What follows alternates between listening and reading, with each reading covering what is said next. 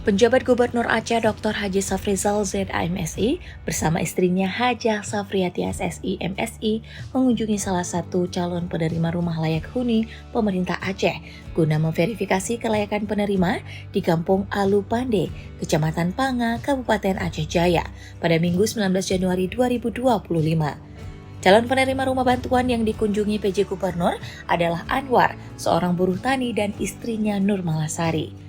Rumah kecilnya itu berdinding kayu dengan satu kamar dan dapur yang digabung dengan ruang tengah.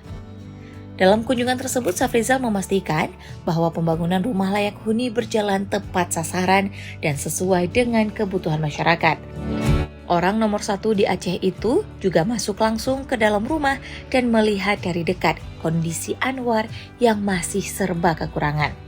Safrizal juga berpesan agar Anwar senantiasa bersyukur atas bantuan rumah yang didapatkannya. Ia berharap kehidupan Anwar menjadi lebih baik setelah mendapatkan rumah bantuan yang lebih layak untuk dihuni. Kepada Safrizal, Anwar mengaku selama ini jika hujan atap rumahnya selalu bocor. Oleh sebab itulah ia menyampaikan terima kasih sudah dipilih untuk menerima bantuan rumah layak huni dari pemerintah Aceh.